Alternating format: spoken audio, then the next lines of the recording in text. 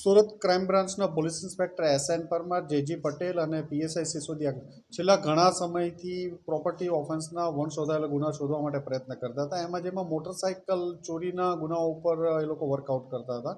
એમાં એ લોકોને એક ઇન્ફોર્મેશન મળી કે સુરત શહેરના ઘણા બધા અગાઉ વાહન ચોરીના ગુનામાં સંડોવાયેલ એક કિસમ છે જે દીપક રઘુનાથ સિરસાટ, એ હાલમાં પણ વાહન ચોરીનું કામ કરે છે અને ઘણા બધા ગુનાઓ એને કાચર્યા હોવાની એક બાતમી મળેલી હતી, જે આધારે એના ઉપર વર્કઆઉટ કરતા હતા. પણ દીપક સિરસાટ મોટરસાઇકલ વાહન ચોરી કરી અને સુરત શહેર છોડી અને જતો રહેતો હતો. પછી 4-5 દિવસ સુધી અલગ અલગ રાજ્યોમાં ફરતો રહે. પછી મોટરસાઇકલનું પછી ફરીથી આવી અને ફરીથી પાછું બાઇક ચોરે.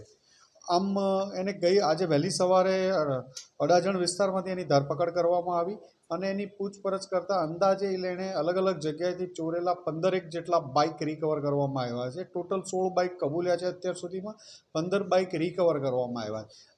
બીજી એક વસ્તુ ખાસ આની એમાં જોવા જઈએ તો એ હીરો હોન્ડા સ્પ્લેન્ડર જ મોટરસાઇકલ ચોરી કરતો હતો. એક ડુપ્લિકેટ ચાવી બનાવી હતી જેનાથી ઇઝીથી આરામથી લોક ખુલી જતું હતું. આ બાઇક ચોરી કરી એ અલગ અલગ જગ્યા ઉપર મૂકી દે બીજે છુપાવીને. પછી આ 15-17 થયા, હજી 25 બાઇક ભેગા થયા. પછી એને મહારાષ્ટ્રમાં એ મૂળ ધુલિયાના સિરપુર જે તાલુકાનો રહેવાસી છે, તો ત્યાં જઈ અને વેચવાનો પ્લાન કરતો હતો. પણ એ પહેલાં 15 મોટરસાઇકલ સાથે આજરોજ પકડાઈ ગયો છે. અગાઉ પણ આ 25 ગુનાઓમાં, 20થી 25 ગુનાઓમાં અગાઉ પણ વાહન ચોરીના ગુનાઓમાં પકડાયેલો છે અને ખૂબ જ રીડો ગુનેગાર છે. એની પૂછપરછ ચાલુ છે અને હજી એની તપાસ ચાલુ છે. કેટલા સમયથી આ તમામ બાઇકો ચોરી કરી છે?